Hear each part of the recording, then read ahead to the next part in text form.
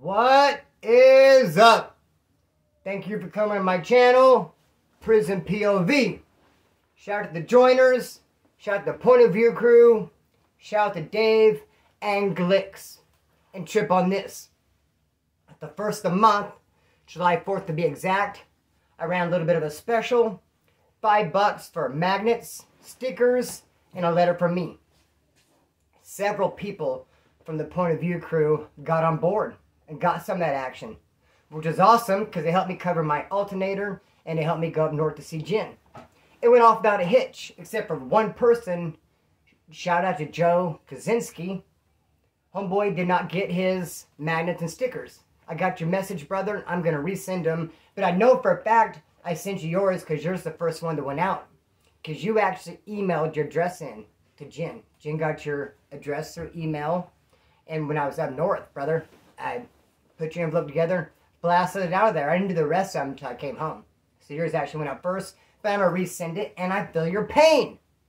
Dude, the post office is not reliable. They're way more reliable when they were Pony Express. And they, they ran around on the ponies and the horses. They did it in rain, sleet, and snow. And they never messed nothing up, homeboy. Now, things coming up missing right and left. A couple from the Point of View crew made me a badass shirt. Prison POV. The O's are handcuffs. They shot it to me. I wanted to make it available to you guys. And got delivered in my post office box. July 20th. I had the tracking number. They ran the tracking number. And it's like, well, it was here. It got scanned 3 times, but we don't know where it's at. Gave me the old shrug it off. I'm sorry about that. Sorry about that. It's just not here. So, I mean, damn, I don't know what's up with that beeswax. But, Joe, I'm going to send them out. And, brother, I feel your pain. And also, I've been seeing this lay around. I should address this much sooner. Shout out to David Dennis. Because I have an envelope. It says David Dennis. There's no address on it. And it has stickers and magnet. So, what I can only assume happened, David Dennis sent me $5 without an address. And so, when I went to go make up the envelopes, I didn't have an address. There it is. David Dennis, homeboy, let me get that address so I can give you your stuff. So this video is 3 stories. A funny story, a story to make you mad, and a story to make you sad. And the reason, and the way, and how I came up with this video is because I have a funny story left over from last video, talking about ways that I got busted. Pretty cool, interesting story there. Humorous. Then I have a story that's a sneak peek on my next video, which is going to be real prison politic oriented, and it might make some people mad. So there's that. And then I thought, okay, I want to give a sneak peek of my video. It's kind of like I make prison politics and have a funny story. How can I combine it? I know I'll do a funny, mad, sad video. I just got to come up with a sad story. And I did. And I'm redoing this video right now because I just did it, man. And in it, I'm talking about a story with my cousin Scrap Diego. He's 9 months older than me. And I accidentally said in the video 9 years. I was like, we're road dogs. We're raised like brothers. He's 9 years older. And it's like, what? So, like, you're 10, he's 19. You guys run around tough, road dogging. So I just, that is bugging me. If you pay attention, I'm sure you do notice little mistakes in every video I do. Be that as it may, I'm redoing it, which is good because I'm going to do the sad video first. In the last one, the sad story first. In the last video, the sad story was last, and I think you guys would, like, dip out. Brother, watch the whole video, man. And hit me with a like, and watch the ads. It helps the algorithm, helps everything out. It's how you play the game. Homeboy, for the love of God, show me some love and watch the whole video. But let's do the sad story first. Bro, we want to hear some shit, dog. I didn't see my dad. My mom and dad got divorced around 2 or 3. I'm going somewhere. This is a good story. Hang in there. 2 or 3, got divorced, didn't really see my dad. Scrap Diego, we're raised like brothers. He's 9 months older than me. I was raised by his mom and dad a lot. I lived with a lot of aunt and uncles and my grandma even, but I stayed with his mom and dad a lot. Never saw my dad. But one Father's Day, I was about 10 years old or so, my mom got a leather belt and a leather wallet. And she brought it home, gave it to me, and she said, you're going to give this to your dad on Father's Day. I was so pumped up. So pumped up. Not that I was giving that to my dad, it was cool, but even I was going to see him. I hadn't seen him. I'm going to see my dad, Father's Day, I'm going to give him this stuff. Bro, I was so pumped up. Then, a couple weeks after that, I don't know how or why, or who could even arrange this sort of situation or transaction, but my mom decided to take the belt and the wallet away from me and give it to her sister, my aunt, my cousin Scrap Diego's mom, so that he, my cousin, Scrap D, could give it to his dad for Father's Day, instead of me giving it to my dad. And this all went down in front of me. My mom's like, no, Chris, let me have the belt and wallet. I'm going to give it, he's going to give it to his dad. And I'm like, snarf, snarf. I'm like, not if I find it and put it in a blender. I'll throw it on the roof. It's like, man, I think I started building rage. Homeboy. We're going to get to that. Not in this video. Dude, right in front of me, took it away from me, going to give it to his dad. It's okay, whatever. Then Father's Day comes. I see him take the belt and the wallet and give it to his dad for Father's Day. And his dad's happy. Thank you, son. Then he takes out his old wallet. And he starts taking all his IDs and his money and putting it in the new wallet. Except $5 though. He leaves $5 in the old wallet and he gives it to his son. My cousin Scrap D. Here. And my cousin's like, yay, I got my dad's old wallet. And he gave me $5 since I gave my dad a new wallet for Father's Day. Look, I have my dad's old wallet. And I'm like, fuck you on the neck. Then, not too much long after that, my cousin, for his birthday, got a TP and a soccer ball. I seen it. He was going to get it the next day. But somehow I seen it. They're wrapping. You couldn't wrap the teepee. Teepee's badass. I wanted one. It was life size. It looked like it built like by real Indians. This like bona fide teepee. It was badass. We always play Cowboys and Indians and shit. It's like, I would love to have that teepee. And a soccer ball even. I could imagine kicking the soccer ball into the teepee. Looked like a bunch of fun. And I told him, I said, hey dog, do you want to know what you got for your birthday? And he said, yeah. And I said, a teepee, a badass teepee, and a soccer ball. Like 10 minutes later, Christopher! I got hang on. Christopher! I'm like, that's not my name. That's not my name. Who's this Christopher you speak of? There's no one here that goes by that name. Christopher! Snarf, snarf. You told him this. Came swinging the belt at me. As a weapon. The belt I was supposed to give my dad, but I didn't. Instead, he gave it to his dad. And now it's coming at me. It's like, remember this belt? Don't tell him about the teepee. Don't tell him about the soccer ball. Snarf, snarf. But even worse than that, let me just add this. Don't just piss me off. We get ready for school in the morning.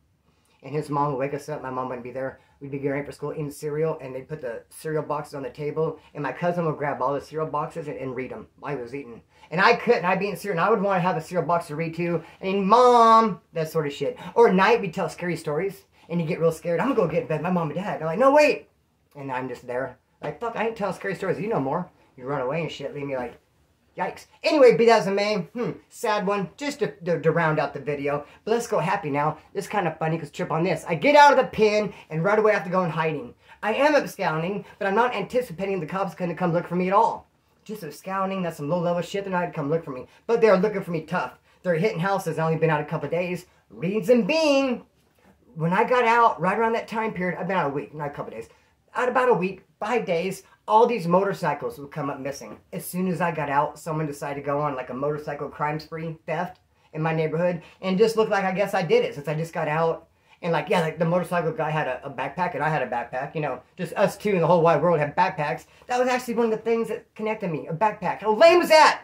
Oh, like a black backpack even. It wasn't even like spotted with like rare colors or like a, you know, certain kind of camouflage with certain dangly things off it. One of a kind. No, black backpack.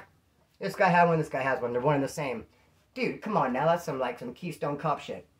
Be that as it may, they're freaking looking for me tough. And what's so funny about it, which you don't see coming on the bottom of the deck, I hate motorcycles. I don't want to ride them, look at them, or nothing, dog. I don't really want to talk about them right now, but we have to for the sake of the video because I only have really 2 experiences. When I was like in 7th grade, me and Eric Shuttleworth and Brad Hall took Eric's dirt bike out of the canal in Rex and Acres. And we're going to take turns riding it back down, then riding it back this way. They both did their turn, then it's my turn. And I ride it down, they're okay, but when I go to turn around, it falls on me. And I get up, and I couldn't even restart it. And I'm like, fuck, I'm going to have to literally walk it up to him. How embarrassing is that? But I did get it started, then it lurched on me, and I fell again, and I got it started finally, and I coasted up, and I got back, and they're like laughing kind of. I'm like, what's so funny? Like, what's up? Did you take a tumble? I'm like, no, not at all. Why? Well, half your body's dusty. I was like, oh, well, I mean, you know, on the U-turn, I got, fuck you.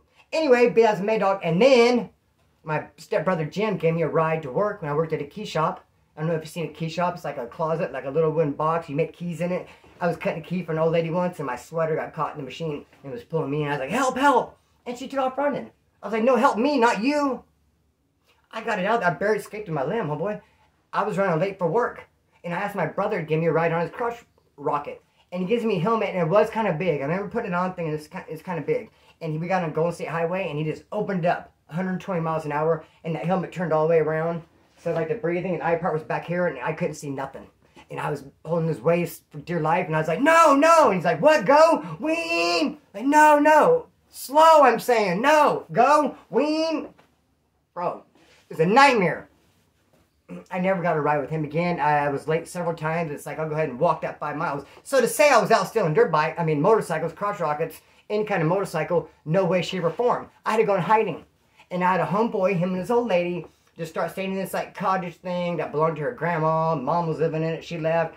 They moved in. Come kick a splinter. So I'm kicking it. It's out of the way. It's on the down low. It's perfect. We're chilling. And everything was great. Until one morning at 6 a.m. It wake me up and he's like, hey, bro. Someone came and put all kinds of stolen lawn art and lawn equipment like chairs and flamingos and talking frogs and hummingbird feeders. They're all over our lawn. I woke up laughing like, what? Hummingbird feeders? Oh, this sucking motherfucker. Hang on. So I wake up laughing. Hummingbird feeders? No way. Okay. And he's like, the cops got called. So then I have my attention. I jump up, get my shoes on. The cops got called. He's like, yeah, well, I mean, the cops are here. And I go, what? The cops are here? The cops are called or the cops are here? And he said, well, the cops got called and they showed up and now they're here. And I'm like, well, fuck, dog, damn. He goes, don't worry about it, dude. He's like, I'm not going to let them in. They're out front. They're just looking at the lawn bullshit that someone played. What happened in the old, like, toilet paper someone's house or throw an egg? What's up with the criminal activity, like stealing stuff, dropping stolen items off in your yard? If that ain't a setup, well, we didn't appreciate it. There this stuff is. Cops are tripping on it. He's like, I won't let him in. He's like, dude, just lay that down, act like nothing happened. Now, look, I consider myself, I'm headstrong. I'm going to say I'm a headstrong person. I don't have that much head strength to be someone who's wanted by the police, have the house surrounded by the cops, and I just laid that down. Oh, it's nothing. I was block it out. Hell no, dog. I'm like this. All my senses are alert and active. What can I hear? What can I see? What can I smell? What can I sense? And I do hear the cops coming through the door. And I'm like, fuck, I want to say, you said you wouldn't let him in! But here they are. They're in the living room. So then I just jump into bed. And I don't know why. Instinctively, I just hold my breath. I'm thinking to myself, wait, hold my breath, why? Do I want to pretend to be dead? Or no, I'll just pretend to be sleeping. No need to hold my breath, so I breathe. Even throw like a snore in. Like a snore, like make myself comfortable, like I'm not a care in the world. And then I sense, hear, smell, feel the cop enter the room. And I'm sure he could hear, sense, smell my heart beating out of my chest. And he grabs my arm. And it's kind of cool, like Tricky did, because like in one motion, boop, handcuff on. Picking me up, other one's on. I'm like, damn, what's going on? Just go out to my car. No, what are you doing? This is not right. I'm a citizen, American citizen. What are we doing here? Come back to my car. As he's taking me out to my car, the couple's saying, hey, Eric. Bye, Eric. Sorry, this happened, Eric. I'm like, Eric? I'm like, they know my name is Kris and Splinter. Why do they say Eric, I wonder? I'm like, they're probably trying to help me with an alias. So I get out there, and the cop's like, all right, what's your name? I was like, Eric. Eric. Eric, Eric, if you will. Eric all day. He's like, you sure it's not Kris or Splinter? See, they already knew. I said, do you hear the lawn art fucking bullshit, or you hear it from me? He said, both. Someone did call about the stolen lawn art stuff, but someone else, why did I call it art? It wasn't lawn art. It was lawn crap. It was lawn bullshit, bro. A frog, a talking frog, and a pink flamingo is what I saw on a hummingbird feeder, is what got me caught up. Here for that bullshit? He's like, yeah, and we're also here for you. You know what happened one time? I went to a professional photograph studio, walked in, I had my best duds on, they had like a cool little background and everything, had all these pictures taken, came back to the family. You know who ended up with them? A parole, probation, highway patrol, sheriff, Bakersfield Police Department, all the above. They all end up with them. What a trip. So how that works out, how they find out you're at a place, and how all these things they find out your name, who knows? I remember one time going to Wasco and they call you up to the thing, they ask you about tattoos and about your nickname. This one dude's like, yeah, here's my name. I was like, bro, what idiot? Never telling yourself. He's like, well, they already know. Well, then let them know. Doesn't mean you have to hear it from you. I've never told a cop my name's Splinter. Never. They might even say Splinter. His name's Splinter. I say, no, it's Eric. Eric. All day. Be that as it may, so do trip on this story, man. Then I'm going to go into this. I'm going to switch gears. I hope that like the sad and like the funny, now we get into hardcore prison politics, isn't like kind of like yo-yo-ish. Because I remember when I was in Soledad in the hole, there's a new radio station. Because when you got a TV, it'll play movies on this one channel. When it's not playing movies, it'll show you the menu. And when the menu's rolling, it plays music on a radio station. And they're trying out a new radio station, and it would have heavy metal and rap. Heavy metal, rap. And it's like, I like both, but not back to back. Like, no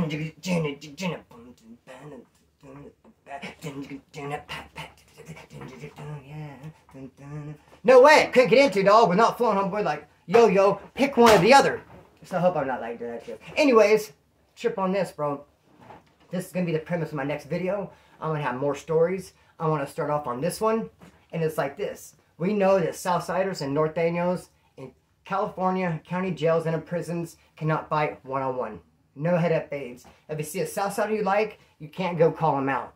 You can't say, what's up then, fool, me and you. Fuck you, let's fight. You can't do it because of one fight. They all fight. They cannot fight head up. No one-on-one fights. A wood, if you see me, you don't like me in prison, you call me out, my homeboy's going to say, go fight. Doesn't matter the race. Black, same thing. You call a black out, head up. It doesn't matter. Southsiders and Northerners, you cannot. And my question is, what kind of mind does that create? What kind of attitude? Do they, for lack of better wording, hide behind it? And I know some Southsiders, I got some Southsider homeboys I'm really good friends with, I can hear them saying, no, Splinter, not hiding behind nothing. I'll give you the head up fade right now. Come over. Tranquilo. I'm not talking about right now in the streets. Of course, we're all down to sing them on the streets. I'm talking about in prison when they feed you and your attitude is, no one-on-ones, dude. You can go around, do what you want, say what you want, be condescending, have whatever kind of attitude, 10 foot tall, bulletproof. No one's going to check you. No one's going to humble you. No one can. No one can get with your program. No one can call you out. You ain't got to worry about it. Act how you want. Of course, there are people who discipline them if they get too far to line. But bro, I have seen situations where they straight up hide behind it. Trip on this. I'm an ICDTP. I messed up in my last video. I was explaining ICDTP and I said it had 36 bunks of 3 racks. That would be like 90-some people. No, there's 36 people there. So it's like 10 or 12 bunks, 3 beds per bunk. 30-some people in this dorm. ICDTP. Dude, when lights go off, when it's nighttime, it's hush. Everything's on quiet. That's what they shut down the holes for. When you're in the hole and they're like, excuse me, around the tier, wood pile, good night, and the lights are off and they say good night, dude, they better not hear a peep. No fishing, no talking, no laughing, no crying, nothing. Same thing in the dorms. Lights go off, they get dim. Shh. Oh, that scared me. Little matter jump. That was a good whistle. I hope I could duplicate that one day. Yikes. Bro, nothing when the lights go off. So we're in this dorm, ICDTP. The lights went low. It's about 11 o'clock at night, but it was store day. Me and 2 other dudes are pumped up on that coffee. We've been eating candy bars. We got that sugar rush. And we're talking. And we're having a good time. We're talking low. But we're laughing. Ha ha ha ha ha. Laughing loud. Ha ha ha. Okay, sorry. My bad, man. Ha ha. So, bro, I mean, we were trying. We were having a good time. Fucking leave us alone. If you ever see someone laughing in county jail, brother, we're going to do rebuke them. You're going to steal my joy. Bro, I'm catching some laughs in county jail. How hard is that to obtain? But I'm doing it. Back up. But no, we woke him up. We woke the Southsider up. He's a little bit mad. I guess he has a right. It's lights off. We were being loud, laughing and joking. Woke him up. Now, he has options. He could come up to us and say, hey, you guys are being too loud. Do you mind quieting it down? And we would have said, yeah, no problem. We apologize. Or he could have got up, mad dogged us, and we'd have been like, oh shit, that dude's pissed off. Okay. Or he could say, hey man, what the fuck? You guys need to chill out. He could have done that. He had several options to handle it however he wanted. But what he decided to do, and let me say this real quick. One time in prison, there's a dude who watches this channel, Dallas. He's from San Luis Obispo. I was with them at Wasco Reception. I was also with them at the whole CMC East. When I was with them at Wasco Reception, he slept in the corner of these other woods. And I slept right here. They were being loud one night after lights out. I went over and confronted them. They ended up getting mad at me. They said I worded it wrong. I went over and said, dude, you guys are being too loud. You could be bothering everybody. I worded it like you're bothering everybody. They said, if you would have went over, Splinter, and said, hey, you're bothering me. Hey, guys, keep it down. You're bothering me, Splinter. They would have said, sorry, homeboy, our bad. We apologize. But no, I spoke for the dorm because I did feel like they're bothering everybody. I felt like there could some people be bothered by it but didn't want to say nothing. It creates tension. Like, dude, you're disturbing everybody. You're disturbing me. You must be disturbing the guy next to me. Be that as it may. I went over and got at him. Hey, guys, be quiet, man. This guy, you know what he did? You know how you make a soup in California? You take that top ramen and you throw it on the ground as hard as you can and psh, loud. It doesn't break open the plastic. It breaks inside the plastic in 1,000 pieces and you do it again and you put it in your bowl or your cup. It's all broke up. Hot water. Eat your noodles. It's loud. That's how you make a top ramen. This Southsider who got woke up by us in the day room got up and started breaking the soup real loud. That got everybody up. Everybody woke up, knew there was a problem, put their shoes on, their pants, whatever, their shirt. Everyone's standing up and grouping, what's going on? Now that everyone was awake, he had everyone's attention, he had his homies behind him. Then he addresses us. Hey, you guys are being too loud in the day room. If you're going to be loud, let's all get up, let's all party, let's make a big show of it. And we were like, dude, why didn't you just get at us straight up, man to man? Why'd you have, what's up with the scene? We would have been apologetic, homeboy. We would have, brother, but not now. Now, sticking your fucking neck, homeboy, became a real big thing. Why didn't he just handle it himself? Why do you have to wake everybody up and get everybody involved in it? Sure, there was 3 of us at the table. We weren't going to jump them. And I would rather get jumped by 3 people than get all my friends up if I have a problem with these guys. Hey guys, hey, wake up everybody. Hey, you guys wake up, everybody up, everybody up. Hey guys, wake up. Okay, hey, you got a fucking problem? Now that I got all my homeboys. So I think that does create a mindset like that. Why wouldn't it? And I'll get more stories tomorrow. And as always, all my stories I say with the utmost respect, but it's my story. This is how I viewed prison. It's my point of view on my prison experience. And I've seen it happen several times, so why not speak on it? And it's a question, it's not a rhetorical question. And like, what's up with it? What do you think? My first memory is I was like 3 years old. My dad was sitting in the pool with his feet in, and I picked up a wasp, and I wanted to put it on his back. But it bit me, it stung me. I remember crying. But how devious, how mischievous at 3 years old wanting to pick up a bug, put it on my dad's back. That's my earliest memory. What's your earliest memory? Hit me up in the comment sections. I appreciate you guys. If you can watch the ads, I have 2 videos. One 10,000 views, one 15,000 views. Both of them made the same amount of money. Because the 10,000 view video, people watch the ads. And the 15,000 view video, they did not. So the ads help big time. Liking helped big time. Commenting, of course, subscribing. Nothing but the utmost love for the Point of View crew. The joiners. Shout out to you guys. I'm going to cut string, let it fly. More videos tomorrow, and I know you want to see it. And don't forget about that Friday night live at 8. Shout out to you, Green Eyed Gemini. Love you, Jen. We'll be talking soon. Cut string, let it fly. Peace.